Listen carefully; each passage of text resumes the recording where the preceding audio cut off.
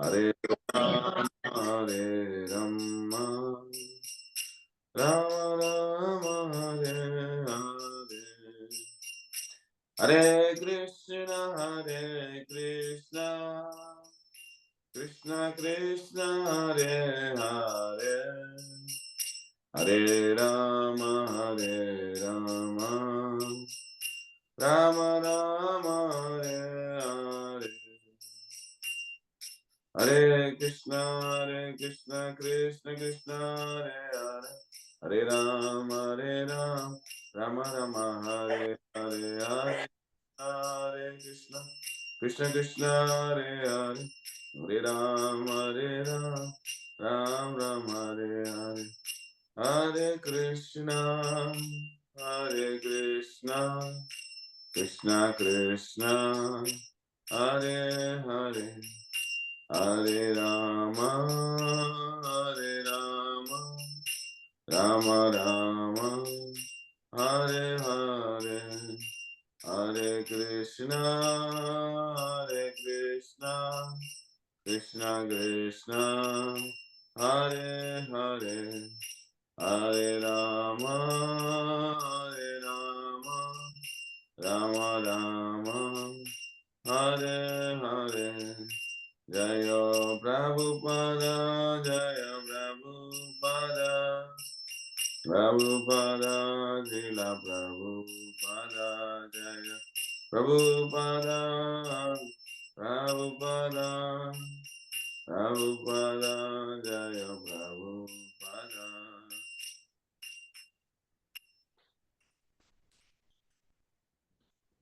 Jai Vishnupada Paramahamsa Parivajacharya, Stotra Saraswati Srimad Bhaktivedanta Swami Srila Prabhupada ki jai. Jai Vishnupada Paramahamsa Parivajacharya, Stotra Saraswati Srimad Bhakti Siddhanta Saraswati Goswami Srila Prabhupada ki jai. Ananta Koti Vaishnav ki jai. Namasari Haridas Thakur ki jai. Nataraj Srimad Bhagavatam ki jai. Bhagavad Gita Unmairil ki jai. Shri Ishopanishad ki jai. And it I go Premanandi, Hari Hari Bol, all glories to the Assembly, what is all glories to the Assembly, what is all glories to the Assembly, what is all glories, all glories, Shri Guru Gauranga Srila Prabhupada ki jai. Hare Krishna. Hare Krishna. So இன்றைக்கு வந்து ஒரு புது புத்தகத்தை பார்க்க போறோம். இந்த புத்தகம் பேர் வந்து ஈஷோபனிஷத். புத்தகம் பேர் வந்து ஸ்ரீ ஈஷோபனிஷத் அப்படின்னு. ஸ்ரீ ஈஷோபனிஷத்.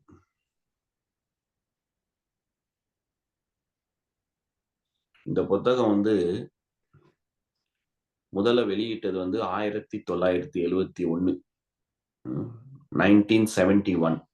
இந்த புத்தகத்தை வெளியிடும் போது 1971.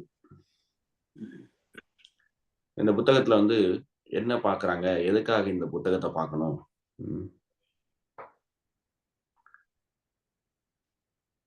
ஹரே கிருஷ்ண பிரபு. சொல்லுங்க மாதாஜி.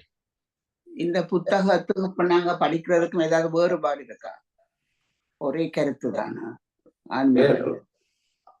அதாவது வந்து இந்த புத்தகத்துக்கும் நம்ம ஏற்கனவே பார்த்த புத்தகம் வந்து பகவத்கீதா.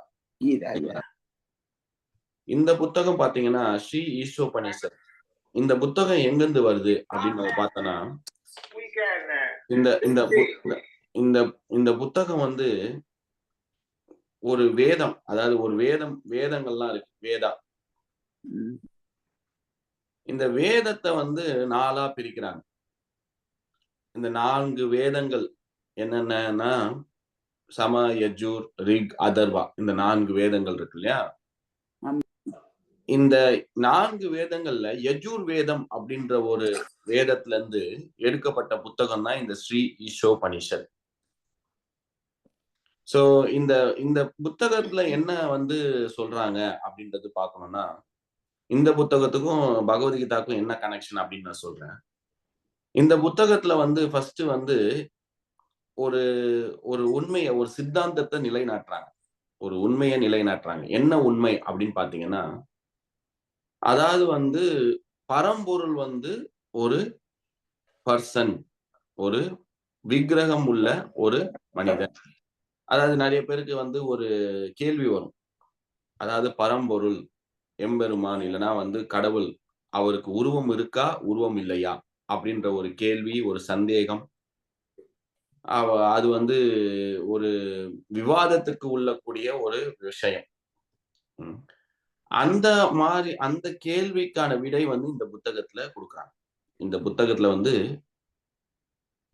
என்ன சொல்றாங்கன்னா, அதாவது வந்து இந்த இந்த பரம்பொருள் அல்லது வந்து பக இந்த பரம்பொருள் வந்து ஒரு பர்சன், ஒரு பகவான், ம், ஒரு மனிதர் அப்படின்றத நிலைநாட்டுறாங்க. ஸோ, அதுக்கப்புறம் இந்த புத்தகத்த படிச்சுட்டு நம்ம பகவத்கீதாக்கு போறோம். அப்ப அந்த பகவத்கீதால என்ன ஒரு ஒரு விளக்கம் குடுக்குறாங்க அப்படின்னு பார்த்தீங்கன்னா, யாரு அந்த பர்சன்? யார் அந்த மனிதன்? இல்ல மனிதன் சொல்ல முடியாது. யார் அந்த கடவுள்? சோ இந்த புத்தகத்துல வந்து கடவுளுக்கு உருவம் இருக்கா? உருவம் இல்லையா? அந்த விவாதத்த வந்து தெளிவுபடுத்துறாங்க. கடவுளுக்கு வந்து உருவம் உள்ளது. ம். இந்த நெறைய உபநிஷத்துக்கள்லாம் இருக்கு. ஸோ அது அது நம்ம பார்க்க போறோம். நம்ம கொஞ்சம் இன்ட்ரோடக்ஷன் அதாவது வந்து இந்த புத்தகம் என்ன? இந்த புத்தகத்துல என்ன குடுத்துருக்காங்க? இந்த புத்தகம் வந்து எங்கருந்து வருது? இந்த புத்தகம் படிக்கிறதுனால என்ன உனக்கு பலன்? இதெல்லாம் நம்ம பார்க்க போறோம். உங்க கேள்விக்கான விடை சுருக்கமா சொல்லணும்னா, இந்த புத்தகத்துல வந்து கடவுளுக்கு உருவம் இருக்கா? உருவம் இல்லையா? அப்படின்றத நிலைநாட்டுறாங்க. உருவம் இருக்குன்னு. அதுக்கப்புறம் அடுத்த புத்தகத்த பார்த்தீங்கன்னா வச்சுக்கோங்களேன், பகவத்கீதா. பகவத்கீதால அப்படிப்பட்ட உருவமுள்ள அந்த கடவுளோட பேர் என்ன? அவரோட விவரம் என்ன? அப்படின்றத குடுக்குறாங்க. சோ பகவத்கீதால வந்து கிருஷ்ணரே சொல்றாரு, "நான் தான் பகவான், நான் தான் கிருஷ்ணர். அகம் சர்வஸ்ய பிரபவோ மத்த சர்வம் பிரவர்த்ததே." இந்த மாரி நெறையான வசனங்கள்லாம் வந்து கிருஷ்ணர் வந்து நிலைநாட்டுறாரு. அவர் வந்து எஸ்டாப்ளிஷ் பண்றாரு. அதாவது வந்து நான் எனக்கு மேல ஒரு உண்மை கிடையாது. இதுதான் நம்ம 7வது அத்தியாயத்துல பார்த்தோம். "மத பரத்தரம் நன்யத் கிஞ்சித் அஸ்தி தனஞ்சயா. ம். சூத்ரே மணிகன இவா." அதாவது வந்து எனக்கு மேல ஒரு உண்மை கிடையாது. நான் தான் கடைசி. நான் தான் வந்து முடிவு. நான் தான் தொடக்கம், நடுநிலை மற்றும் முடிவு அப்படின்றத நிலைநாட்டுறாரு. சோ இதுதான் வந்து இந்த 2 புத்தகத்துக்கு உள்ள கனெக்ஷன். ஓகேங்களாம்மா?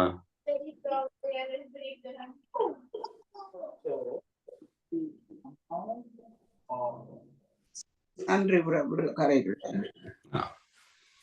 சோ ஸ்ரீ ஈஷோபனிஷத் அதாவது இந்த புத்தகம் வந்து 1971ல வந்து வெளிவந்தது. இந்த புத்தகத்த வந்தோனே பிரபுபாத் வந்து இந்த புத்தகத்த வைத்து நெறைய லெக்சர்கள்லாம் நெறைய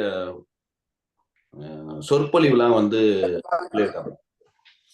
இந்த புத்தகத்த வைத்து நெறைய சொற்பொழிவுலாம் குடுத்திருக்காங்க. அந்த சொற்பொழிவுகள்லாம் வந்து சேர்ந்து இன்னொரு ஒரு புக் வந்திருக்கு. லாஸ் ஆஃப் நேச்சர்ன்னு சொல்லிட்டு. அது இன்னொரு புக். இந்த டிரான்ஸ்கிரிப்ஷன் வாங்கும். அதாவது வந்து பேச்ச வச்சு புக் எழுதுறது. சோ இந்த புத்தகத்த வந்து யஜுர்வேதத்துல இருந்து வரக்கூடிய ஒரு பங்கு, ஒரு பாகம் அப்படின்னு நான் சொன்னேன். இந்த புத்தகம். ம். சோ பொதுவா வந்து இந்த நூல்கள், ஆன்மீக நூல்கள், ம். இந்த ஆன்மீக நூல்கள வந்து 2 வகையா பிரிக்கிறாங்க. இந்த ஆன்மீக நூல்கள வந்து 2 வகையா பிரிக்கிறாங்க. சோ அந்த 2 வகை என்ன அப்படின்னு நம்ம பார்த்தோம்னா, முதல் வகையான ஆன்மீக நூல்கள் வந்து ஸ்ருதி அப்படின்றாங்க. ஸ்ருதி. ம். இந்த ஸ்ருதி அதுக்கப்புறம் 2வது வகையான ஆன்மீக நூல்கள் பார்த்தீங்கன்னா, ஸ்மிருதி. இதுக்கு 2க்கும் என்ன வித்தியாசம் அப்படின்னு பார்த்தீங்கன்னா, ஸ்ருதி அப்படின்னா வந்து காது. அதாவது டு பி ஹியர்ட் அதாவது கேட்கிறது. சோ அந்த காலத்துல தான் வந்து பல மனிதர்கள வந்து ஸ்ருதிதர் அப்படின்னுவாங்க. ஸ்ருதிதர்னா வந்து அவங்க கிட்ட ஒரு விஷயத்த நம்ம சொன்னோம்னா, அவங்க வந்து ஞாபகம் வச்சுப்பாங்க.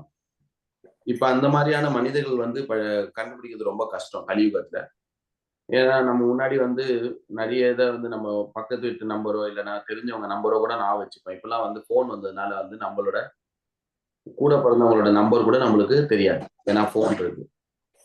இந்த ஸ்ருதிதர்கள்லாம் வந்து அப்ப வேத பாராயணம் வேதங்கள்லாம் வந்து அவங்களுக்கு சொல்லிக் குடுக்கும்போது, குரு, சிஷ்யன் அந்த குருகுலத்துல வந்து சொல்லிக் குடுக்கும்போது, அவங்களுக்கு ஒரு வாட்டி ரிப்பீட் பண்ணுவாங்க. அவங்க ஞாபகம் வச்சுப்பாங்க. அவங்க வந்து இன்னொரு சீடர்கிட்ட அந்த அறிவ பகிர்ந்துப்பாங்க. கலியுகத்துல வந்து வியாசதேவருக்கு தெரியும். இந்த மாரியான பிரச்சனைகள் வரும். ஏன்னா வந்து நம்மளோட ஞாபக சக்தி கம்மியாயிட்டே வரும் கலியுகத்துல. நம்மளோட வாழ்க்கை, நம்மளோட அம் குவாலிட்டி தரம், அதுக்கப்புறம் வந்து ஆயுள், அதுக்கப்புறம் வந்து நம்மளோட ஞாபக சக்தி, நம்மளோட வயது எல்லாமே வந்து கம்மியாயிட்டே வருது கலியுகத்துல. சோ இந்த ஸ்ருதிக்கான உதாரணம், இந்த ஸ்ருதியான உதாரணம் பார்த்தீங்கன்னு வச்சுக்கோங்களேன். இந்த ஸ்ருதிக்கான உதாரணம் வந்து வேதம். வேதம் வந்து யார் கொடுத்தா? பகவான் கொடுக்குறார். யாருக்கு கொடுத்தாங்க? பிரம்மா கிட்ட பேசுறாங்க. பிரம்மா கிட்ட அந்த வேதங்களை கொடுக்குறாரு. இதுதான் முதல்ல வந்து அந்த ஸ்ருதி. இதுதான் வந்து உண்மையான நூல். இந்த ஸ்ருதி தான் வந்து உண்மையான நூல். சோ இந்த ஸ்ருதி வந்து என்ன ஒரு உண்மையா இருந்தாலும் சரி, எந்த ஒரு பிரமாணம், அதாவது எந்த ஒரு அறிவு, நம்மளுக்கு தெரிந்த அறிவு, தெரியாத அறிவு, எந்த ஒரு உண்மையான இருந்தாலும் சரி, எந்த ஒரு அறிவான இருந்தாலும் சரி, அது வேதங்கள்ல இருந்து தான் வரணும். அது வேதங்கள்ல இருந்து தான் வரும். இந்த வேதங்கள்ல நிறைய பாகங்கள் உண்டு. அதுல ஒரு பாகம் தான் உபநிஷத். இந்த வேதங்கள்ல நிறைய பாகங்கள் உண்டு. இந்த வேதம்னா என்ன அப்படின்னு நம்ம பாத்தீங்கன்னா, வேதங்கள்ல பொறுத்தவரையும் நம்மளுக்கு வந்து எப்படி இந்த வாழ்க்கைய நல்ல கம்ஃபர்டபுளா வாழலாம், எப்படி அடுத்த ஜென்மத்துல வந்து சொர்க்கத்தை அடையலாம், இந்த மாதிரியான பௌதீக விஷயங்களும் வந்து வேதங்கள்ல கொடுத்திருக்காங்க. ஆனா இந்த வேதங்கள்ல வந்து சித்தாந்த ரீதியாக philosophical section of Veda, philosophical section வேதானா, அதாவது வந்து ஒரு ஆன்மீகத்தை சிந்திக்கக்கூடிய ஒரு பகுதி இந்த வேதங்கள்ல, அதுதான் வந்து உபநிஷத்துன்னு சொல்றாங்க. சோ உபநிஷத்னா என்ன? உபநிஷத்துன்னா வேதங்கள்ல ஒரு பங்கு. ஆனா அந்த பங்குல என்னத்த விவாதிக்கிறாங்க அப்படின்னு பாத்தீங்கன்னா, பிலாசபிக்கல் செக்ஷன். பிலாசபிக்கல் செக்ஷன்னா சித்தாந்தங்கள். அத வந்து எடுத்து தராங்க. மோட்சத்தை பத்தி பேசுறதோ, இல்ல வந்து கிருஷ்ணரை அடைவதோ, ஆன்மீகத்தை பத்தி பேசுறாங்க. சோ வேதங்கள்ல வந்து 96% வந்து கர்ம காண்டாவை பத்தி பேசுவாங்க. கர்ம காண்டம்னா எப்படி இந்த உலகத்துல சந்தோஷமா இருக்கலாம், அதுக்கான தேவையான அறிவு என்ன, அந்த அறிவை பத்தி சொல்றாங்க. ஆனா அதே வேதங்கள்ல வந்து ஒரு பகுதி வந்து ஆன்மீகத்துக்காக உபயோகிக்கிறாங்க, இல்ல ஆன்மீகத்தை பத்தி பேசுறாங்க அப்படின்னா, அது வந்து உங்களுக்கு உபனிஷத் அப்படின்னு சொல்றாங்க. சோ இந்த உபனிஷத்துகள் மட்டும் 108 இருக்கு. இந்த உபனிஷத் மட்டும் 108 இருக்கு. ஏன் ஸ்ரீ ஈஷோபனிஷத் அப்படின்னு நம்ம இப்ப பார்க்க போறோம். நம்ம 108ம் பார்க்க போறதுல ஒரே ஒரு இந்த உபனிஷத் தான் பார்க்க. ஸ்ரீ ஈஷோபனிஷத். சோ இந்த ஸ்ரீ ஈஷோபனிஷத் வந்து ஃபர்ஸ்ட் அந்த 108ல ஃபர்ஸ்ட் லிஸ்ட்ல இருக்க ஃபர்ஸ்ட் உபனிஷத் பாத்தீங்கன்னா ஸ்ரீ ஈஷோபனிஷத். இதுதான் வந்து ஃபர்ஸ்ட் ஆமா, ஸ்ரீ ஈஷோபனிஷத். இதுதான் அந்த புத்தகத்தோட பேர். ஸ்ரீ ஈஷோபனிஷத். இதுதான் வந்து முதல்ல இருக்கு. இது என்ன பண்ணுது? அதாவது ஒரு பரம்பொருள் வந்து ஒரு உருவம் உள்ள நம்மளை போல, இல்லைன்னா ஒரு விக்கிரகம், பர்சன், அருவவாதி கிடையாது. பரம்பொருள் வந்து அருவவாதி கிடையாது. அவர் வந்து ஒரு நம்மளை போல விக்கிரத்தை உள்ள ஃபார்ம் இருக்கக்கூடிய ஒரு பர்சன் அப்படின்றத சொல்றாங்க. இந்த 108 உபநிஷத்துல வந்து சில உபநிஷத் வந்து பிரம்மனை பத்தி விவாதிக்குது, சில உபநிஷத் வந்து பரமாத்மாவை பத்தி விவாதிக்குது, சில உபநிஷத் வந்து பகவானை பத்தி விவாதிக்குது. சோ எல்லாமே வந்து அப்போ சில சில உபநிஷத் பாத்தீங்கன்னு வச்சுக்கோங்களேன், அதுல வந்து பிரம்மன் தான் உயர்நிலை அப்படின்னு வந்து சொல்லுவாங்க. சில உபநிஷத்துல வந்து பரமாத்மா உயர்நிலை, சில உபநிஷத்துல வந்து பகவான் உயர்நிலை. சோ பிரம்மேத்தி பரமாத்மேத்தி பகவான் இது சத்தியத்தே. அதாவது வந்து ஒரு உதாரணம் சொல்ல போனா, இந்த சூரியனோட உதாரணம். சூரியன் ஒளியை கூட சூரியன் சொல்லுவாங்க. நம்ம வெளியே போயிட்டு பார்த்தோம்னா சூரிய வட்டம் இருக்குல்ல, அதையும் சூரியன் வாங்க. அதுக்கப்புறம் சூரிய பகவான், அவரையும் சூரியன் வாங்க. மூணுமே வந்து சூரியன் சொல்லலாம். நம்ம வெயிலையே பார்க்காம, நம்ம வெளியில போயிட்டு சூரியனை பார்க்காமலே வீட்டுக்குள்ள உட்கார்ந்து வெளிச்சத்தை வச்சே சொல்லலாம். சூரியன் இருக்கு பாரு. நம்ம பார்க்கவே இல்லை. ஆனா ஏன்னா அந்த ஒளி மூலமாக நம்மளுக்கு தெரியும் சூரியன் வெளியே இருக்கு. அதுக்கப்புறம் நம்ம வீட்டை விட்டு வெளியே போனா நம்ம போயிட்டு ஆகாயத்தை பார்க்கும் பொழுது அங்க ஒரு வட்டமாக ஒரு இது இருக்கும். அதுல இருந்து வெளிச்சம் வருது. அப்ப அதுவும் வந்து சூரியன் தான். அதுக்கப்புறம் நம்ம டெலஸ்கோப் எல்லாம் வச்சு பார்த்தோம்னா உள்ள வந்து சூரியனுக்குள்ள அந்த குழம்பு அந்த மாதிரி இருக்கலாம். அந்த மாதிரி ஒரு பர்சனாலிட்டியும் இருக்கு. சூரிய பகவான், சூரியன், சந்திரன். சோ அதுவும் வந்து சூரியன் தான். சோ மூணுமே வந்து சூரியன் பாயிண்ட் பண்ணாலும் அதுல கிரடேஷன், அதாவது வந்து வேறு வேறு லெவல்ல இருக்காங்க. பிரம்மன்னா எங்கும் படர்ந்து இருக்கிறது. சோ கடவுள் வந்து எல்லா இடத்துலயும் இருக்காரா? ஆமா, எல்லா இடத்துலயும் இருக்காரு. எப்படி இருக்காரு? அவரோட சக்தி மூலமாக இருக்கிறார். எப்படி வந்து சூரியன் எல்லா இடத்துலயும் பரவி இருக்குன்னா, சூரியன் எல்லா இடத்துலயும் இருக்குன்னா எப்படி? அதோட வெளிச்சம் மூலமாக எல்லா இடத்துலயும் இருக்கு. அதோட வெப்பம் மூலமாக எல்லா இடத்துலயும் இருக்கு. அது போல பகவான் எப்படி எல்லா இடத்துலயும் இருக்காருன்னா, சக்தி மூலமாக, அவரோட சக்தி மூலமாக எல்லா இடத்துலயும் சீற்று இருக்கிறார். அதுக்கப்புறம் அவருக்கு வந்து ஒரு ஷேப், அதாவது நம்ம சூரியனை போய் பார்க்கும்போது ஒரு வட்டமாக ஒரு தட்டு போல இருக்கிறது. அது என்னன்னா பரமாத்மா. தூணிலும் இருக்கிறார், துரும்பிலும் இருக்கிறார். அனைத்து ஜீவராசிகளுடன் இதயத்தில் சீற்று இருக்கிறார் பரமாத்மா. சோ அது பரமாத்மா. அப்புறம் பகவான் கிருஷ்ணர் போர்க்களத்துல இருக்காரு. அவரும் பரம்பொருள். பகவான் ஸ்ரீ பகவான் வாச்சா சச்சித் ஆனந்த விக்கிரகா. சச்சித் ஆனந்த விக்கிரகா. அவருக்கு ஒரு உருவம். அவர் வந்து ஒரு மனிதனை போல ஒரு உருவம். ஆனா மனிதன் கிடையாது. அதை நம்ம புரிஞ்சுக்கணும். மனிதனை போல ஒரு உருவம். சோ எல்லா உபநிஷத்துகளும் வந்து பகவானை பத்தி பேசாது. ஆனா இந்த ஸ்ரீ உபனிஷத் வந்து பகவான் வந்து ஒரு சச்சிதானந்த விக்கிரகா. அவருக்கு உருவம் இருக்கிறது. அவர்தான் வந்து மிக உயர்ந்த நிலையான பரம்பொருள். சோ பிரம்மன் பரமாத்மாவுக்கும் அப்பாற்பட்ட ஒரு நிலையில் இருக்கும் அந்த பகவான் கிருஷ்ணர் அப்படின்றத நிலைநாட்டு. சோ அதனால வந்து நம்மளுக்கு அந்த அருவவாதியான எண்ணம் வந்து இந்த புத்தகம் படிக்கும் போது போயிடும். சோ இதுதான் வந்து இந்த புத்தகத்தோட ஒரு தனித்துவம். ஸ்ரீவித்யா மாதாஜி கை தூக்கிருக்கீங்க, கேள்வி இருக்கா? Yes, Prabhu. Prabhu, so Upanishads, who compiled Upanishads or who prepared Upanishads? Vyasadeva. Vyasadeva is compiled Vedas. So Upanishads also, Vyasadeva only compiled this. Upanishad is part of Vedas. Like for example, வேதங்கள்ல வந்து ஒரு 10 chapter இருக்குன்னா கடைசி 2 chapter Upanishad அந்த மாதிரி. So specifica Vedasல Upanishad வந்து ஒரு section, ஒரு பார்ட். இந்த ஸ்ரீ உபனிஷத் வந்து யஜுர்வேதால இருக்கக்கூடிய ஒரு பங்கு, ஒரு part. So in all Vedas there are parts or sections of Upanishad which talks about personal or impersonal, form or formless God. Correct. Okay. So இதோட இந்த புத்தகம் படிக்கிறதுனால நம்மளுக்கு என்ன லாபம் அப்படின்னு பாத்தீங்கன்னா, நான் உபனிஷத் சொல்லுங்க. ஹரே கிருஷ்ண பிரபு, வேதங்களின் சாரம் பாகவதம் உண்டும், உபனிஷத்துகளின் சாரம் பகவத்கீதான்னு படிக்கிறோம். அப்ப அதுக்குள்ள ஏதோ என்னடி பிரபு, அது கொஞ்சம் குழப்பமா இருக்கு. சோ இந்த உபனிஷத்துகளின் சாரம் கீதா உபனிஷத். ஏன்னா உபனிஷத்துக்களை வந்து பொதுவா வந்து ஒரு சூக்ஷ்மமா கொடுப்பாங்க. நம்ம இப்ப பார்ப்போம், இந்த புத்தகம் படிக்கும்போது உங்களுக்கு புரியும். சூக்ஷ்மம்னா தெளிவா சொல்ல மாட்டாங்க. கடவுள் இங்கு இருக்கிறார், அங்கேயும் இருக்கிறார், தூணிலும் இருக்கிறார், துரும்பிலும் இருக்கிறார், அந்த மாதிரி நடப்பார், நடக்க மாட்டார், அந்த மாதிரி பேசுவாங்க. சோ ஒரு ஃபார்முலா மாதிரி இருக்கும் இந்த உபனிஷத் வசனங்கள்லாம். அதை நம்ம வந்து எப்படி வேணா வந்து மாற்றி பேசலாம். இப்போ அருவவாதியாவும் பேசலாம், ஒரு பகவான் உருவமுள்ள நம்ம பக்தி தொண்டனானவும் பேசலாம். அது வந்து இந்த உபனிஷத்தோட சாரம் வந்து கீதா உபனிஷத். ஏன்னா கீதால வந்து தெளிவா சொல்லுவார் கிருஷ்ணர், கடவுள் யார், ஜீவராசிகள் யார், கடவுளுக்கும் ஜீவராசிகளுக்கும் உள்ள உறவு என்ன, என்ன அந்த ஜீவா செய்ய வேண்டும், கர்மானா என்ன. சோ தெளிவா பேசுவார். சோ தெளிவா சொல்லும் போது நம்மளுக்கு வந்து ஒரு குழப்பமும் இல்லையே.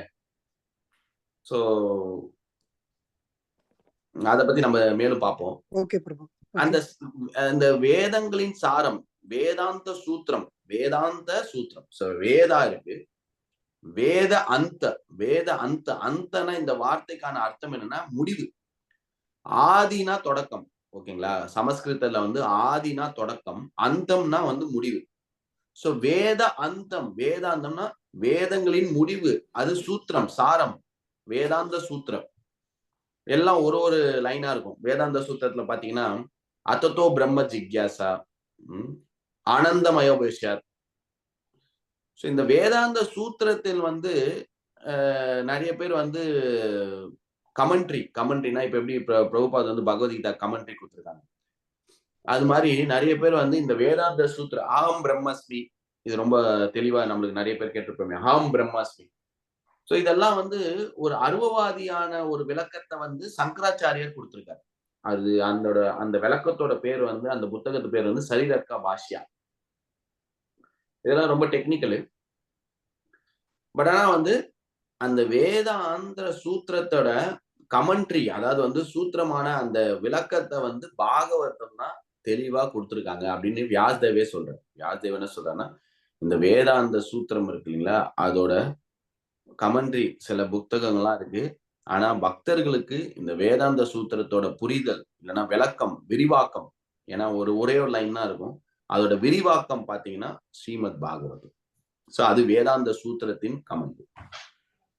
இது வந்து வேதம். இது வந்து பியூர் அண்ட் பியூர் வேதங்கள்ல இருக்கக்கூடிய ஒரு பங்கு. சோ வேதங்கள்ல பாத்தீங்கன்னா கர்ம காண்ட, ஞான காண்ட, உபாசன காண்டா, இந்த மாதிரி நிறைய செக்ஷன் பிரிக்கிறாங்க. எப்படி வந்து அனுபவிக்கலாம், எப்படி கம்ஃபர்டபுளா இருக்கலாம், எப்படி சொர்க்கத்தை அடையலாம், எப்படி மோட்சத்தை அடையலாம், எப்படி பரம பாதத்தை அடையலாம், எல்லாமே கொடுத்திருப்பாங்க வேதங்கள். ஏன்னா வேதம் அப்படின்னு பாத்தீங்கன்னா அது எங்கிருந்து வருது, அந்த வார்த்தை வேதாஸ் எங்கிருந்து வருதுன்னா, அந்த வேதம் வந்து வித் அந்த அந்த ஒரு சீடு, அந்த ஒரு இதுல இருந்து வருது. என்ன சொல்றது, விதையில இருந்து வருது. வித்துனா வந்து நாலேஜ். வித்துனா நாலேஜ், அறிவு. வேதம் அப்படின்னா ஒரிஜினல் நாலேஜ், உண்மையான முதல் முறையாக முதல்ல கொடுக்கப்பட்ட ஒரு அறிவு, அதுதான் வேதம். சோ நிறைய பேர் சொல்லுவாங்க, நீ சொல்றது என்ன வேத வாக்கியமா எடுத்துக்கணுமா அப்படின்னு கேட்பாங்க. நீ சொல்றது ஒண்ணும் வேத வாக்கியம் இல்லையா அப்படின்னா என்ன அர்த்தம்னா, வேதங்கள்ல கொடுத்திருக்கிறது அத்தனையும் உண்மை, அது பொய் ஆகாது. ஏன்னா முழுக்க அது அறிவு. என்ன மாதிரியான அறிவு? முதல்ல கொடுக்கப்பட்ட அறிவு. அது எங்கிருந்து வருது? கிருஷ்ணர் கொடுக்கிறார். யாருக்கு? பிரம்மாவுக்கு.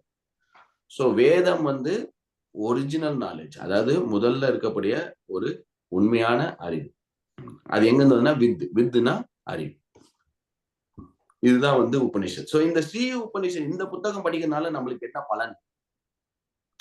சோ இந்த புத்தகம் வந்து நம்மளோட பக்தி புரிதலை வந்து சப்போர்ட் பண்ணுது. நம்ம அடுத்த அத பகவத்கீதா மற்றும் மற்ற நூல்களுக்கு வந்து இது ரொம்ப சப்போர்ட்டா இருக்கும். ஏன்னா வந்து பகவான் வந்து ஒரு உருவம் உள்ள ஒரு பர்சன் அப்படின்றத எஸ்டாப்ளிஷ், அதாவது நிலைநாட்டுவது இந்த புத்தகம். சோ ஏன்னா நம்ம பார்க்கக்கூடிய விஷயங்கள் அனைத்தும் நம்ம வாழ்க்கையில சராசரியாக ஒரு மனிதன் வாழும் பொழுது பார்க்கக்கூடிய அனைத்துக்கும் பின்னாடி யாரோ ஒரு காரணம் இருக்கும். நம்ம யோசிச்சு பார்த்தோம்னு வச்சுக்கோங்க, behind everything there is somebody. நம்ம ஏதாவது நம்ம வீட்லயே பார்த்தாலும், இது எப்படி வந்தது, யார் இது பண்ணா, நம்ம ஏதோ சாப்பிடுறோம், ஓ இது நல்லா இருக்கே, இது எப்படி வந்தது, இந்த சாப்பாடு யாருப்பா பண்ணா, யார் வாங்கிட்டு வந்தா, யார் குக் பண்ணா, எவ்வளவு பண்ணாங்க. சோ எல்லாத்துக்கும் நம்மளுக்கு வந்து ஒரு விஷயம் வந்து தெரியுதோ தெரியலையோ, அதுக்கு பின்னாட வந்து நிறைய பேரு கண்டிப்பா ஒரு ஆளாவது இருந்தே ஆகும். சரிங்களா? சோ அதை எப்படி நம்ம புரிஞ்சுக்கிறது அப்படின்னா, நம்ம எப்படி வந்து கேட்கும் பொழுது, காது குளுத்து கேட்கும் பொழுது நம்மளுக்கு புரியுது. சோ பகவத்கீதாவில கூட கிருஷ்ணர் சொல்றாரு, நான் தான் இதுக்கு காரணம், இந்த சுவை, தண்ணீரோட சுவைக்கு நான் தான் காரணம், நீங்க பார்க்கக்கூடிய நட்சத்திரம், நிலா, காற்று, நீர், நெருப்பு, எல்லாத்துக்கும் நான் தான் காரணம். சோ நம்மளுக்கு வந்து அந்த ஒரு விஷயத்துக்கு பின்னாடி ஒரு மனிதன் இருக்காங்க அப்படின்றத புரியுது. சோ இந்த மாதிரியான இந்த உபநிஷத்துனால வந்து நம்மளுக்கு நிறைய நன்மை.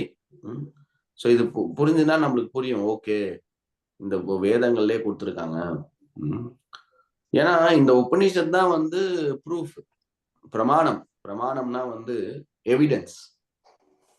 நம்ம வந்து எதுவுமே வந்து நம்ம வந்து சும்மா பேச முடியாதுல்ல, அதுக்கான பக்கபலமான ரெஃபரன்ஸ் எங்க அப்படின்னு கேட்பாங்க மக்கள். சோ இந்த உபநிஷத், ஸ்ரீ உபநிஷத். ஸ்ரீவித்யா மாதாஜி கேள்விங்க. Yes, Prabhuji. So Vedas are coming from Sri Krishna, is it? Yeah. So Prabhu, Bhagavad Gita is first or Vedas are first? Vedas are first. Vedas first. Vedas are first. Because they say no, Sarva Veda Saram is in Bhagavad Gita itself. So we did not even read so many Vedas. வேதாந்த கிருத் வேதவித் சாகம் அப்படின்னு கிருஷ்ணர் சொல்றார். வேதங்களை நான் கொடுத்தேன், வேதத்தோட சாரம், வேதத்தை compile பண்ணது, வேதத்தை கொடுத்தது எல்லாமே நான் தான் அப்படின்னு கிருஷ்ணர் சொல்றார். சோ அதுக்கான பக்கபலமான அந்த வேதங்களை கொடுத்தது கிருஷ்ணர். உபரீஷ் பிரபு. வேதங்களுக்கு பிறகுதான் பகவத்கீதா சொன்ன பிரபுஜி. அப்ப பிரபு கிருஷ்ணா சொல்றாரு, நான் இதை முதல்ல இந்திரனுக்கு சொல்லி இருக்கேன், அது காலப்போக்கில் அழிஞ்சு போச்சு அர்ஜுனா, அதனால உனக்கு நான் திருப்பி உனக்கு சொல்றேன், அதாவது இடையில துண்டிக்கப்பட்டதெல்லாம் உனக்கு நான் திரும்ப சொல்றேன். ஆனா வேதங்கள் அப்படி மாறலன்னு. மாறல. வேதம் இந்த பிரபஞ்சம் உருவாக்கும் பொழுது கொடுத்தது. வீடியோ ஓகே ஓகே பிரபு. ஓகே, உருவாகும் பொழுது கொடுத்ததுதான் வேதம். பகவத்கீதாவும் மாறல. நம்ம அந்த பகவத்கீதா கிருஷ்ணர் என்ன சொல்றான்னா, நான் கொடுத்தேன், ஆனா காலப்போக்கில் அது அழிஞ்சிருச்சு, அதையே நான் உனக்கு திருப்பி தரேன். பகவத்கீதா மாறல, அதோட சாரம் அதுதான். கிருஷ்ணர் பேசுறது எது, இந்த வேதங்களும் கிருஷ்ணர் பேசினதுதான். சோ பகவத்கீதாவும் கிருஷ்ணர் பேசினதுதான். சோ அதுக்கான வித்தியாசம் எதுவும் இல்லை, அது மாற்றமும் இல்லை. சோ இந்த வாட்டி கம்மியா அந்த வாட்டி அப்படி கிடையாது. சோ பகவத்கீதா கிருஷ்ணர் பேசினாலே கீதா தான். கீதம்னா பாடல். சோ கிருஷ்ணர் பேசுறது எல்லாமே கீதா தான். சோ நம்ம பாத்தீங்கன்னா இது அர்ஜுனருக்கு பேசக்கூடிய கீதா. பாகவத்துல பல கீதங்கள்லாம் இருக்கு. உத்தவ கீதான்னு ஒண்ணு இருக்கு. ஏன்னா அதே மாதிரி அர்ஜுனன் எப்படி குழப்பத்துல இருக்கும்போது கீதத்தை கொடுக்குறாரோ, அதே போல பாகவத்துல உத்தவாவும் குழப்பத்துல இருக்கும்போது கிருஷ்ணர் பேசுவார். அப்ப அது உத்தவ கீதா. இது குருஷேத்திர போர்க்காலத்தில் பேசப்பட்ட அர்ஜுனருக்கான உபதேசங்கள் கீதா. அங்க உத்தவருக்கு பேசும்போது அது உத்தவ கீதா. அதே மாதிரி 10வது கண்டத்துல என்ன இருக்குன்னா, இது 11வது கண்டம் ஸ்ரீமத் பாகவத்துல உத்தவ கீதா. 10வதுல வேணு கீதா. சோ புல்லாங்குழல் பேசக்கூடிய அந்த கீதை. சோ இந்த மாதிரி நிறைய கீதைகள் கீதைன்னா பாட்டு. சோ அந்த கிருஷ்ணர் அதோட சாரம் அதான். சாரம் என்ன, இந்த பேசுறதுனால அதோட உயிர்வாளிகளுக்கு சரணடைவது சுலபமா இருக்கு. சோ இதுதான் நம்ம பேச போறோம். இப்போ இந்த வேதங்கள்ல ஏன் இந்த அறிவை கிருஷ்ணர் கொடுக்குறாரு, இல்ல ஏன் இந்த மாதிரியான வேதங்கள்ல கிருஷ்ணர் கொடுக்குறாரு, எதுக்காக கொடுக்கணும் அப்படின்னு பாத்தீங்கன்னா, இது ஒரு கருணையின் வெளிப்பாடுதான். கருணையின் வெளிப்பாடுதான். இப்போ ஒரு மனிதனை அரெஸ்ட் பண்ணி ஜெயில போட்டாங்கன்னு வச்சுக்கோங்களேன். இல்ல யாரையோ ஒருத்தர் பிடிச்சி ரூம்குள்ள போட்டோம். அவனுக்கு ரூம்ல போட்டதோட விட்டோம்னா, அவன் எதுக்காக போட்டோம், ஏன் போட்டோம்னு அந்த தெரியவே தெரியாது. ஆனா கிருஷ்ணர் இந்த பிரபஞ்சத்தை உருவாக்குனது ஓகே, உயிர்வாளிகளின் ஆசைக்காக இந்த பிரபஞ்சத்தை உருவாக்குறாங்க. ஆனா இந்த மாதிரியான அறிவு இல்லைன்னா யோசிச்சு பாருங்களேன், எதற்காக நீ இங்க இருக்கிறாய், நீ என்ன பண்ணணும், உன்னோட வாழ்க்கையின் குறிக்கோள் என்ன, மனித வாழ்வுக்கான பலன் என்ன, நீ எப்படி இந்த உடலை பயன்படுத்தி, இந்த மனித வாழ்வை பயன்படுத்தி நீ எப்படி என் கூட சரணடையணும், இந்த மாதிரியான இன்ஃபர்மேஷன் இல்லைன்னா நீங்க யோசிச்சு பாருங்களேன்.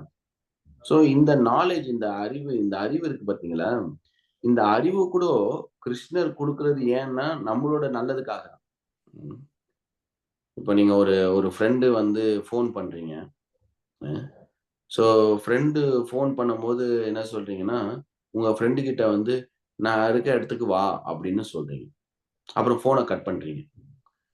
அந்த ஃப்ரெண்டுக்கு யோசிக்கிறேன், என்ன ஃபர்ஸ்ட் ஆஃப் ஆல் நான் உங்ககிட்ட வரணும், ஆனா நீ எங்க இருக்குன்னு சொல்ல மாட்டேன், எப்படி வரணும்னு சொல்ல மாட்டேன், நான் எப்படி உங்ககிட்ட சேர்றது?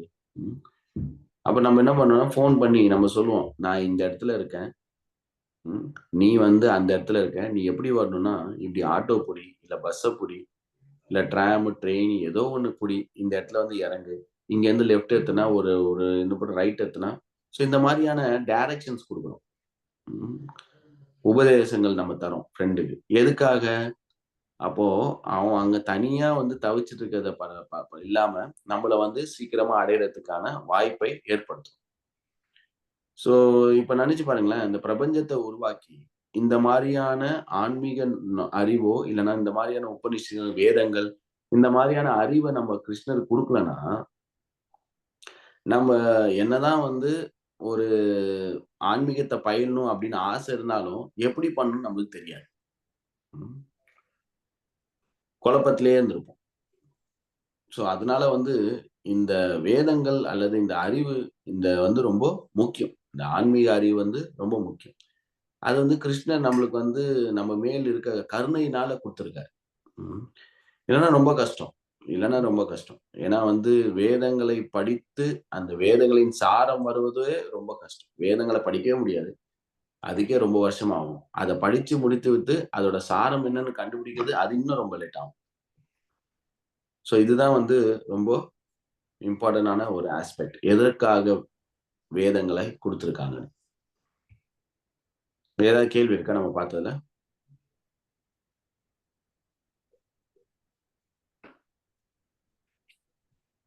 இந்த புத்தகத்தை நான் காட்டுறேன் இப்போ.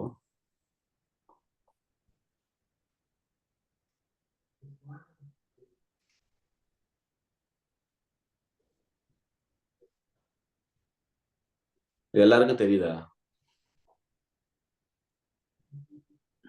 எஸ் பிரபு. ஆமா. யாருக்கு உங்கள யாருக்குன்னா இது தெரியலையா? தெரியுது பிரபு, நல்லா தெரியுது பிரபு. அதனால தெரியும். சோ சிந்து மாதாஜி இருக்காங்களா? இல்ல பிரபு. நீங்க படிக்கிறீங்களா? ஓகே ஷூர் பிரபு.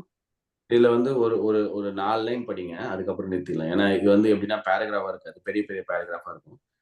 ஸோ இது வந்து அறிமுகம், இந்த புத்தகத்துக்கான அறிமுகம். இது வந்து பிரபுபாத் வந்து இந்த புத்தகத்தை வந்தபோது இந்த புத்தகத்தை பத்தி லண்டன்ல வந்து பேசுறாரு. எல்லா தரத்தினார மக்களுக்கிட்ட பேசுறாரு. ஸோ அந்த சொற்பொழிவு டிரான்ஸ்கிரிப்ஷன் இல்லைன்னா அதை பதிவு செய்து அதை வந்து இங்க அதாவது வந்து இங்கிலீஷ்ல இருந்து தமிழ்ல மொழிபெயர்ந்து இங்க பிரிண்ட் பண்ணிருக்காங்க. ஸோ இங்க நம்ம பார்க்கலாம். அறிமுகம் படிக்கிறது. தெய்வ திரு ஆசா பக்திவேதாந்த சுவாமி பிரபுபாதர் 1969 ஆண்டு அக்டோபர் 6 அன்று லண்டனில் உள்ள கான்வே அலிஸ் ஆற்றிய உரை. பெரியோர்களே, தாய்மார்களே, இன்றைய உரை வேதம் வழங்கும் அறிவை பற்றியதாகும். வேதங்கள் என்றால் என்ன? வேத எனும் சமஸ்கிருத மூல சொல்லிற்கும் பல வழிகளில் விளக்கம் தரலாம். ஆயினும் அவற்றின் இறுதியான பொருள் ஒன்றே. சோ இங்க வந்து பிரபுபாத் வந்து இந்த மக்களுக்கு வந்து உரையாடுறாரு. சோ இதுல வந்து ஃபர்ஸ்ட் வேதம்னா என்ன அப்படின்றத பிரபுபாத் சொல்றார். வேதம்னா என்ன? சோ இன்றைய உரை வேதம் வழங்கும் அறிவை பற்றியதாகும். வேதங்கள் என்றால் என்ன? இதுதான் வந்து கேள்வி. வேதங்கள் என்றால் என்ன? சோ வேத என்னும் சமஸ்கிருத மூல சொல்லிற்கு பல வழிகளில் விளக்கம் தரலாம். ஆயினும் அவற்றின் இறுதியான பொருள் ஒன்றே. வேதம் என்றால் அறிவு என்று பொருள் படுகிறது. சோ இது ரொம்ப முக்கியம். வேதம் என்றால் அறிவு. அப்போ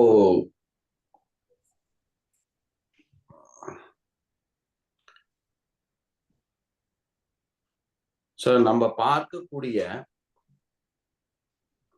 அனைத்து இல்ல இதுவரையும் நம்ம பெற்றிருக்க அனைத்து அறிவும் வேதங்களை சார்ந்தது. உண்மையான அறிவு. வேத அறிவே மூல அறிவு என்பதால் நீங்கள் ஏற்றுக்கொள்ளும் எந்த அறிவும் வேதமே. சோ நம்ம பார்க்கக்கூடிய சயின்ஸ், அறிவியல், பொறியியல், பௌதீகமாக இருக்கக்கூடிய அறிவுகள் இது அனைத்தும் மூல அறிவான வேதங்களில் இருக்கக்கூடிய விஷயமே. புதுசாலாம் அறிவு மேனுஃபேக்சர் பண்ண முடியாது. அறிவு புதுசா நாலேஜ் புதுசாலாம் ஏற்கனவே இதுல இருந்து வரக்கூடிய விஷயத்த கொடுக்குறாங்க. ஆனா முதல் மூல அறிவு அப்படின்னு பாத்தீங்கன்னா அது வேதம். சோ ஏன் இப்போ ஒரு கேள்வி என்னன்னா, சோ வேதம் என்றால் என்ன அப்படின்னு நம்ம பார்க்கணும். வேதம் என்றால் அறிவு.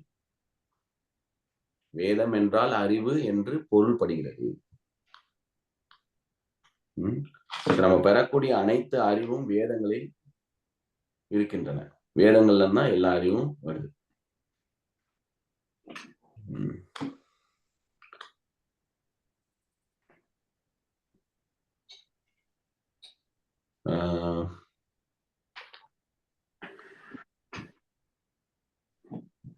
இப்ப இந்த அறிமுகம், இந்த இன்ட்ரோடக்ஷன்ல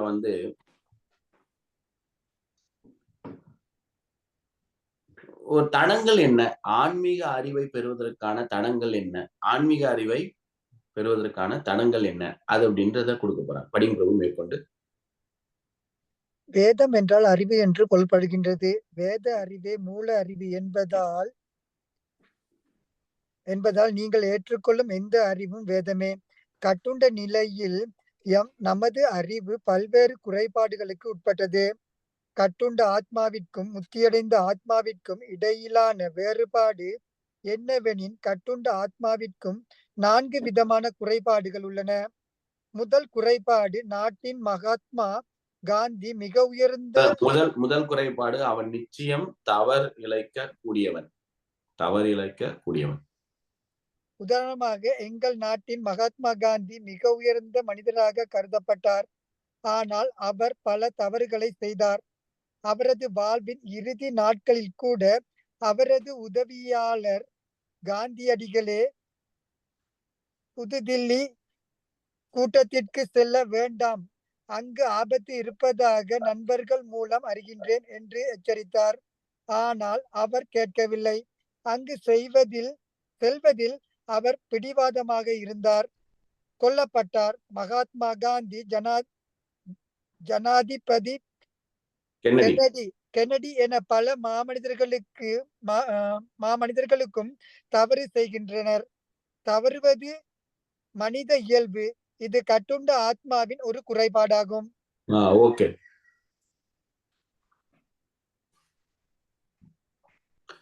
சோ வேதம்னா என்ன? அறிவு. வேதம்னா அறிவு.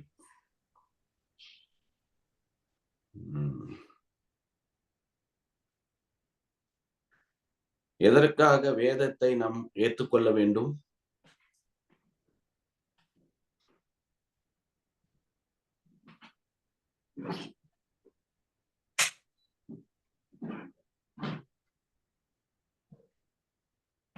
எதற்காக வேதத்தை ஏற்றுக்கொள்ள வேண்டும்? அறிவில்லாட்டி நாங்க குருடர்கள் மாதிரி. நம்ம படித்ததுல பார்த்தோம்னா வேதம்னா அறிவு. வேதத்தை எதுக்குன்னா அதுதான் ஒரிஜினல் நாலேஜ், உண்மையான அறிவு.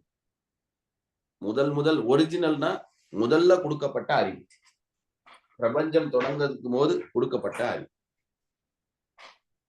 இந்த அறிவை பெறுவதற்கான குறைபாடுகள் என்ன? கட்டுண்ட ஆத்மாக்கு எத்தனை குறைபாடுகள் உள்ளன?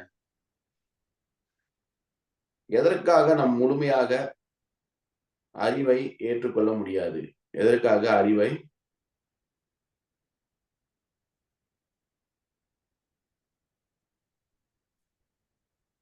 இந்த முழுமையான அறிவு இருக்கு, இதை ஏற்றுக்கொள்வதற்கு ஒரு குறைபாடுகள் உள்ளன. எத்தனை குறைபாடு உள்ளன? கட்டுண்ட ஆத்மாவுக்கு எத்தனை குறைபாடுகள் உள்ளன? 4 குறைபாடுகள். 4 குறைபாடுகள் உள்ளன. கரெக்ட், 4 குறைபாடுகள் உள்ளன. இதில் முதல் குறைபாடு என்ன? அதுக்கான உதாரணம் என்ன?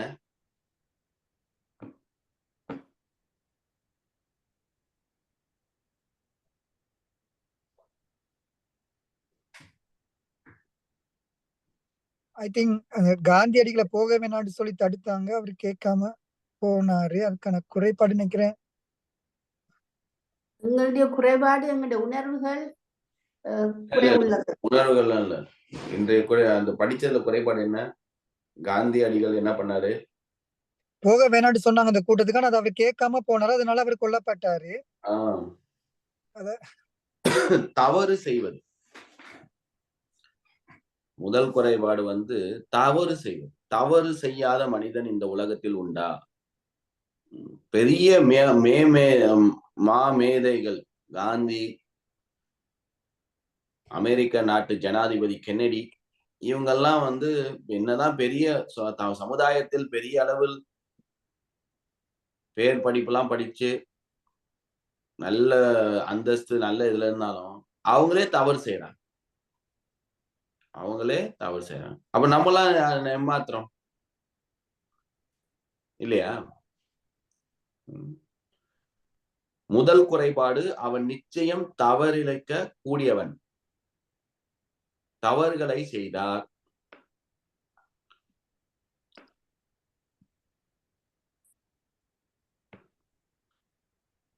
காந்தியடிகள் தவறு செய்தார்.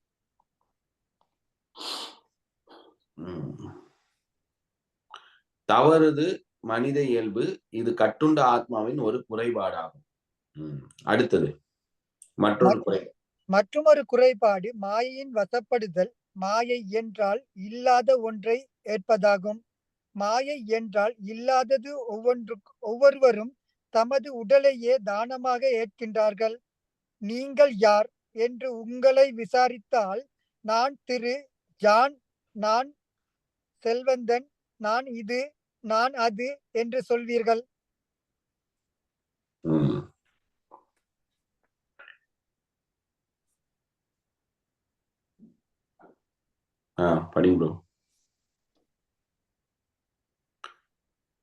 இவையெல்லாம் உடல் சார்ந்த அடையாளங்கள். தெரிய மாட்டேது பிரபு, சின்னதா இருக்கு. நான் படிக்கிறேன். இவையெல்லாம் உடல் சார்ந்த அடையாளங்கள். ஆனால் நீங்கள் இந்த உடல் அல்ல. உங்களை நீங்கள் உடலாக நினைப்பதே மாயை. சரி, இரண்டாவது குறைபாடு என்ன? மாயை என்றால் என்ன?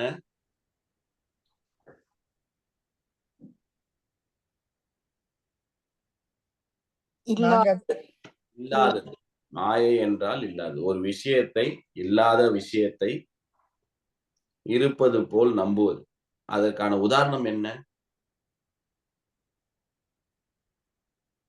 எங்களை கேட்டா நாங்க எங்களோட பேர் செல்வந்தன் சொல்றது, but that is actually எங்களோட body.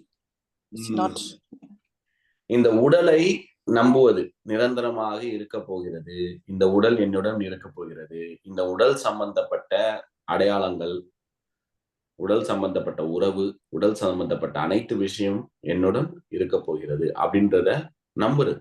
அது வந்து மாயை.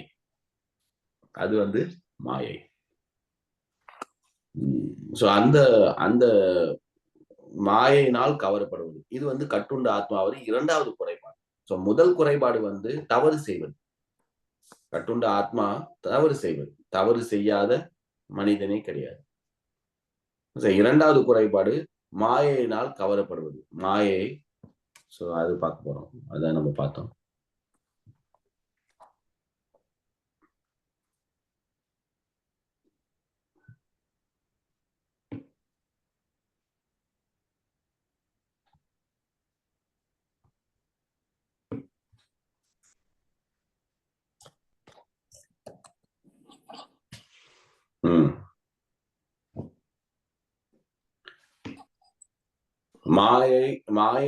மாயையின் வசப்படுதல்.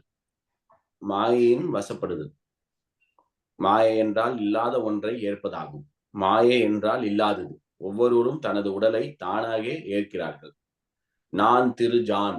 பிரபுபா சொல்றார், நான் ஜான். யார் நீங்கள் யார்? நான் ஜான், நான் செல்வந்தவன், நான் இது, நான் அது என்று சொல்வார்கள். மூன்றாவது குறைபாடு ஏமாற்றம் இயல்பாகும்.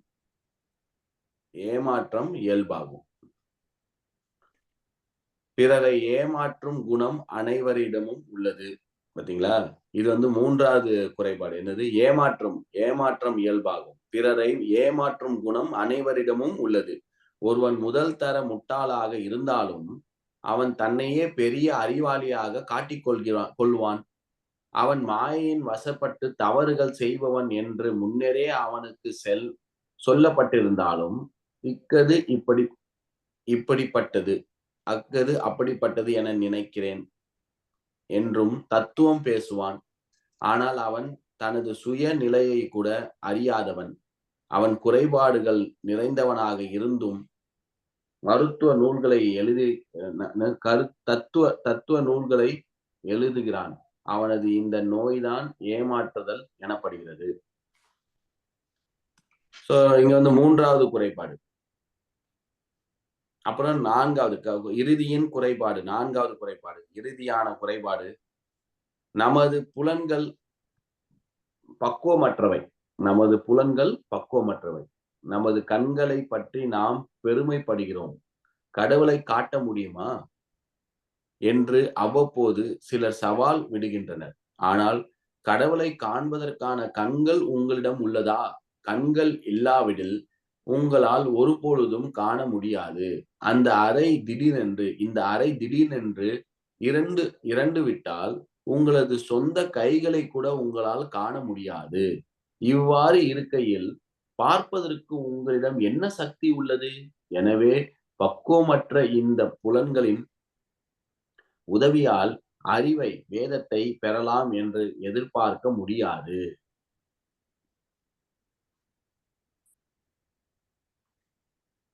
இவ்வளாக குறைபாடுகளுடன் கூடிய கட்டுண்ட வாழ்வில் நம்மால் முழுமையான அறிவை எவருக்கும் வழங்க முடியாது. நாமும் பக்குவமானவர்களாக இருக்க முடியாது. எனவே வேதங்களை நாம் உள்ளவற்றே ஏற்கின்றோம்.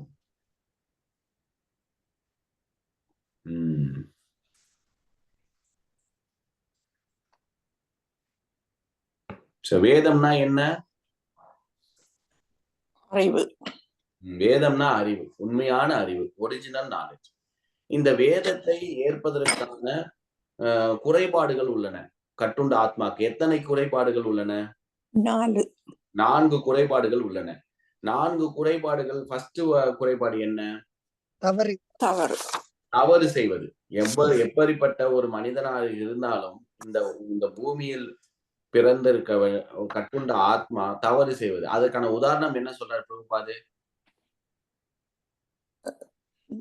ஜான் கென்னடி போக வேணாம்னு சொல்லியும் கூட்டத்துல அந்த யாரப்பா காந்தியும் சொல்லியும் கேட்காம போனாங்க, தவறு செய்யற குணம் அப்படின்னு சொல்லி.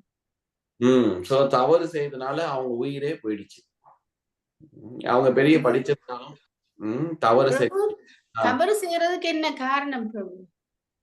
தவறு என்ன செய்யுதான்? தவறுக்கு என்ன செய்யலாம்? அதுதான் 2வது குறைபாடு. 2வது குறைபாடு என்ன? மாயை. மாயைன்னா இல்லாததை சொல்றது. இல்லாததை இருப்பது போல் ஏற்றுக்கொள்வது. சோ ஒரு விஷயத்தை இல்லாததை இருப்பது போல் ஏற்றுக்கொண்டால் என்ன நடக்கும்? விளைவு என்ன? தவறு செய்வோம். அவ்வளவுதான். ஒரு பாலைவனத்தில் தண்ணி இருப்பது போல் அந்த காணல் நீரை தேடி ஓடினால் என்ன ஆகும்? உயிர் போகும். இல்லாத ஒரு விஷயத்த. சோ அதனால மக்கள் ஏன் தவறு செய்யறாங்க? ஏனென்றால் இந்த உடல் நிரந்தரமானது. இந்த உடல் என்னுடன் எப்பொழுதும் இருக்க போகிறது அப்படின்ற எண்ணத்துல வாழ்றதுனால நிறைய தவறுகளை செய்யறாங்க. சோ ஃபர்ஸ்ட் தவறு செய்வது, 2வது மாயை. அதுக்கான உதாரணம் என்ன பிரபுபா சொல்றாரு? உடலை நம்புவது. இந்த உடல் நான் ஜான், நான் செல்வந்தவர், நான் இது, நான் அது அப்படின்றத நம்புறது. இல்லாதது மாயை இல்லாது. 3வது இது என்ன? ஏமாற்றம். Cheating propensity. ஏமாற்றுவது. எப்படி ஏமாற்றுவாங்க? அதுக்கான உதாரணம் என்ன? குணம். ஏமாற்றம் குணம். அதுக்கான உதாரணம் பிரபுபாத் என்ன உதாரணம் தராரு? தன்னை பெரிய அறிவாளியா பிரிட்டன் பண்ண தன்னை ஒரு பெரிய மேதை போல் காட்டிக்கொள்வது. அறிவே இல்லைனாலும் கூட தன்னை மேதை போல் காட்டிக்கொள்வது, தத்துவம் பேசுவது. இது இப்படி அது அப்படின்னு. ஆனா சுத்தமா அவன் ஒரு உடல் இல்ல, ஆத்மா அப்படின்ற அறிவு கூட இல்ல. ஆனா தத்துவம் பேசுவது. ஒரு முட்டாளை எப்படி நம்ம அறிந்து கொள்ளலாம்? ஒரு முட்டாளை எப்படி அறிந்து கொள்ளலாம்னா, எப்ப அந்த முட்டாள் வாயை திறக்கிறானோ அப்ப நம்மளுக்கு தெரியும் இவன் முட்டாள்னு. ஏன்னா இவன் பேசுறது சரியில்லைன்னு. நல்லதான் ட்ரெஸ் பண்ணியிருக்கலாம், கோட் சூட்டு போட்டிருக்கலாம். ஆனா எப்போ ஒரு முட்டாள் வாயை திறக்கும் போது நம்மளுக்கு தெரியும், ஓ இவன் முட்டாள் அப்படின்னு. அது போல வந்து ஏமாற்றுவது, தன்னைத்தானே ஏமாற்றிக் கொள்வது, ஒரு நிரந்தர ஒரு அறிவை, உண்மையான அறிவை ஏற்றுக்கொள்ளாமல் தப்பான அறிவை வந்து மக்களிடம் கொடுப்பது. அப்ப அவனை ஏமாத்திக்கிறான், மத்தவங்களையும் ஏமாத்துறான். 2 வகையான மக்கள் தான் உண்டு இந்த உலகத்துல. ஒண்ணு ஏமாற்றுபவர்கள், இன்னொன்னு ஏமாறுவர்கள், ஏமாற்றம் அடைவர்கள். இந்த 2 வகையான மக்கள் தான் இருக்காங்க. சோ நம்மளுக்கு வந்து உண்மையான ஆன்மீகத்திலயும் வந்து நிறைய பேர் ஏமாத்துவாங்க. ஆன்மீகம் வந்து விளக்கம், அது விதிவிலக்கல்ல. ஆன்மீகத்துல நிறைய பேர் ஏமாறுவாங்க. நீ கடவுள், நான் கடவுள், எல்லாருமே கடவுள், வாங்க நீ என்ன வேணா பண்ணலாம், ஏது வேணா பண்ணலாம், மோட்சத்தை அடையலாம். சோ ஒரு கோட்பாடோ இல்லைன்னா, ஏன்னா இந்த அறிவு வந்து அவங்களுக்கு வந்து சீட பரம்பரையில் வராத ஒரு அறிவு. சோ சீட பரம்பரையில் வராத அறிவு வந்து குழப்பத்தில் முடிந்துவிடும், ஃப்ரஸ்ட்ரேஷன் ஆகும், நம்மளுக்கு வந்து மன நிம்மதி வராது. சோ அதனால வந்து இந்த அறிவு வந்து ஏமாற்றுவது ஒரு குறைபாடு. 4வது குறைபாடு என்ன? புலன்கள் பக்குவமற்றவை. புலன்கள் பக்குவமற்றவை. அதற்கான உதாரணம், கடவுளை காட்ட முடியுமா கேட்டா எல்லாரும் கேட்பாங்க. ஆன்மீகத்துல இருக்கவங்க கிட்ட வந்து என்ன கேள்வி கேட்பாங்க, அவங்க வந்து ஒரு சேலஞ்சிங் கேட்பாங்க. அப்ப நீ வந்து கடவுள்றிய, உன் கடவுளை காட்டு அப்படின்னு எல்லாருமே கேட்பாங்க. கடவுளை காட்டு ஃபர்ஸ்ட். அப்ப நான் ஒத்துக்கிறேன். கண்ணால் பார்ப்பது பொய், காதால் கேட்பதும் பொய். ஏனென்றால் இந்த கண்ணு வந்து ஒரு குறிப்பிட்ட தூரம் தான் தெரியும், தூரத்துல இருந்தா தெரியாது. கண்ணு ரெப்பைக்கு மேல ஏதாருந்தாலும் தெரியாது. சோ கண்ணு ரொம்ப கிட்ட இருந்தாலும் தெரியாது, ரொம்ப தூரத்துல இருந்தாலும் தெரியாது. அப்படிப்பட்ட அந்த கண்ணை வந்து என்ன சொல்றாங்க, ஒரு அறை வந்து இருட்டாயிடுச்சு, ஒரு அறை வந்து இருட்டாயிடுச்சு அப்படின்னா, அந்த அறை வந்து இருட்டா ஆயிடுச்சுன்னா நம்ம கையை நம்மளால பார்க்க முடியாது. சோ அந்த அறை வந்து இருட்டாயிடுச்சுன்னா அந்த சோ இந்த கண்ணு பார்வைக்கு பாத்தீங்கன்னா வெளிச்சம் தேவை. உங்க கண்ணு ஃபங்க்ஷன் ஆகணும்னா வெளிச்சம் வேணும். சோ கண்ணு வந்து டிபெண்டன்ட். உங்க கண்ணோட பார்வை வந்து எதையோ சார்ந்து இருக்கு. தனித்துவமாக கண்ணு வந்து இயலாகாது. கண்ணு நம்ம இப்ப பாக்குறோம்னா ஏன்னா வெளிச்சம் இருக்கு, சூரியன் இருக்கு, சந்திரன் இருக்கு, நம்ம வீட்டுல எலக்ட்ரிசிட்டி இருக்கு, அப்பதான் கண்ணு வேலை செய்யும். வெளிச்சம் இல்லைன்னா கண்ணு வேலை செய்யாது, ஏன்னா நம்ம பார்க்க முடியாது. சோ அப்படிப்பட்ட குறைபாடுகளான உள்ள புலன்களை வைத்துக் கொண்டு கடவுளே வந்து ஃப்ரண்ட்ல வந்தா நம்மளுக்கு எப்படி தெரியும்? சோ கடவுள் காட்டுங்க, கடவுளை என்னை காட்டு, அப்ப நம்புறேன்னா கடவுளை பார்க்கக்கூடிய கண்கள் உன்னிடம் உண்டா? குவாலிபிகேஷன், தகுதி உண்டா? அந்த கண்கள் உங்ககிட்ட இருக்கா? அது இல்லை. சோ புலன்கள் வந்து பக்குவம் அடையாத புலன்கள், பக்குவமற்றவை.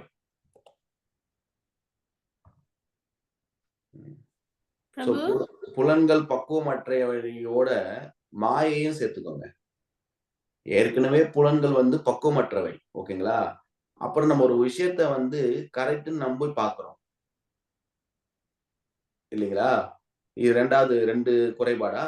அதனால வந்து தப்பு பண்றோம். ஏன்னா வந்து கண்கள் குறைபாடு இருக்கு. கண்கள் வந்து ஒரு 100% தான், இப்போ ஒரு 60% தான் வேலை செய்யுதுன்னு வச்சுக்கோங்க. அந்த 60% வேலை செய்யற கண்ணை வச்சு ஒரு விஷயத்தை இல்லாத ஒரு காணல் நீரை தேடி ஓடுறோம். ஏன்னா அது இல்ல, ஆனா அங்க தண்ணி இருக்குன்னு நம்பி ஓடுறோம். அப்ப தப்பு செய்யறோம். தப்பு செஞ்சதுக்கு அப்புறம் என்ன பண்றோம்? அதை ஒத்துக்க மாட்டோம். ஏன்? அதை மூடி மறைக்க பார்ப்போம். நம்ம வந்து ஏதோ நம்ம வந்து ஒரு குழந்தையில இருந்தே நம்ம பார்ப்போம். நம்ம ஏதோ தப்பு பண்றோம்னு வச்சுக்கோங்களேன். ஒரு குழந்தை வந்து ஏதோ போட்டு உடைச்சிருச்சு. அது என்ன பண்ணும்? ஃபர்ஸ்ட் நம்ம என்ன பார்ப்போம்? யாருன்னா பக்கத்துல இருக்காங்களா? பார்க்குறாங்களா? யாருக்கும் தெரியாம எப்படி அதை மூடி மறைக்கிறது? ஏன்னா வந்து இது ஏமாற்றும் தன்மை, சீட்டிங் ப்ரொபென்சிட்டி. மூடி மறைக்க பார்க்கிறோம். சோ அப்ப நம்ம இந்த வாழ்க்கையில வந்து நம்ம கேட்கிற ஒரு அறிவு அது முழுமையான உண்மையான அறிவு கிடையாது. அந்த அறிவை வைத்து நம்ம வாழ்க்கையை நடத்தி செல்லும் பொழுது அதுலயும் நிறைய தவறுகள் வருது. அந்த தவறுகளை மூடி மறைக்க பல்வேறு தவறுகள் மேற்கொண்டு செஞ்சு கொண்டு. சோ இப்படிப்பட்ட நிலையில என்னதான் ஒரு உண்மையான அறிவு இருந்தாலும் அதை எப்படி ஏத்துக்கிறது? அதை எப்படி ஏத்துக்கிறது? அதுதான் நம்ம பார்க்க போறோம். சோ உண்மையான அறிவு, வேதம்ன்றது வந்து உண்மையான அறிவு. ஆனா எனக்கு குறைபாடுகள் உள்ளன. எனக்கு குறைபாடுகள் உள்ளது. 4 குறைபாடுகள் உள்ளது. ஏன்னா நான் கட்டுண்ட ஆத்மா. சோ நான் எப்படி அதை வந்து ஏத்துக்கிறது? அதை அப்படியே ஏத்துக்க வேண்டியதுதான். அதை நம்ம வந்து எக்ஸ்பெரிமெண்ட் பண்ண முடியாது. ஏதாவது கேள்வி இருக்கா? நம்ம டிஸ்கஸ் பண்ண வரையும் மத்ஸ்யா மாதாஜி ஏதாவது கேள்வி கேட்டீங்க? எஸ், நீங்க சொல்லிட்டீங்க அது உடனே.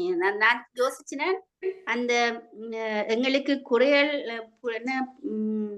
குறைவுள்ள புலன்கள் இருக்கிறதால நாங்க மாயையில அகப்பட்டிருக்கிறோம். இந்த மாயையில அகப்பட்டதால நாங்க தவறுகள் செய்யறோம். தவறு செய்யறதால பிறகு நாங்கள் ஏமாத்துறோம். நீங்க சொல்லிட்டீங்க. நான் அதைத்தான் யோசிச்சு கொண்டு வந்தேன். நீங்க சொல்லிட்டு தேங்க்யூ பிரபு. ஹரே கிருஷ்ணா. சோ இது வந்து இது இது வேதம்னா என்ன, அந்த வேதத்தை பெறுவதற்கான குறைபாடுகள் என்ன அப்படின்றத பார்த்தோம். நம்ம இந்த பதிவை இன்னையோட முடிச்சுக்கலாம். ஏதாவது கேள்வி இருந்தா கேட்கலாம். நம்ம அடுத்த வாரம் திருப்பி வந்து இந்த அறிமுகம் இன்ட்ரோடக்ஷனை வந்து கம்ப்ளீட். இந்த இன்ட்ரோடக்ஷன் வந்து கொஞ்ச நாள் போகும். ஏன்னா வந்து இதுல வந்து நிறைய தத்துவங்கள்லாம் இருக்கு. அதுக்கப்புறம் நம்ம புத்தகத்துல இருக்க வசனங்கள் எத்தனை, மொத்தம் 18 வசனங்கள் இருக்கு. இந்த 18 வசனங்கள்ல வந்து பகுதி வாரியாக பிரிக்கிறாங்க. சோ அது என்ன பகுதி, என்ன இது அப்படின்றத நம்ம மேலும் பார்க்கலாம். நீங்க இந்த புது புத்தகனால வந்து உங்களுக்கு தெரிஞ்ச யாருனாவது வந்து சேரனாலும் சேரலாம். புது ஆளுங்களும் சேரலாம். ஒன்றும் பிரச்சனை இல்லை. இது வந்து ரொம்ப என்ன சொல்றது, தெளிவாக பிரபுபாத் வந்து பொருளுரை எல்லாம் எழுதியிருக்காரு. நல்ல பொருளுரைகள்லாம் இருக்கு. ஸோ நம்ம படிக்கும்போது நம்மளுக்கே புரியும். ஹரே கிருஷ்ணா. வேற ஏதாவது கேள்வி இருக்கா? பிரபு இந்த பிடிஎஃப் கிடைக்குமா பிரபு? பிடிஎஃப் நான் ஷேர் பண்றேன். நான் வெறும் ஒரு 4 பேஜ் தான் ஸ்கேன் பண்ணேன். நான் உங்களுக்கு அனுப்புறேன். ஒன்றும் பிரச்சனை இல்லை. ஓகேங்களா? தேங்க்யூ பிரபு. தேங்க்யூ. ரொம்ப நன்றி எல்லாருக்கும். Hare Krishna. Thank you so much, Prabhu. Hare Thank you, Krishna. Prabhu. Hare Krishna. Thank you, Prabhu. Hare Krishna. Hare Krishna.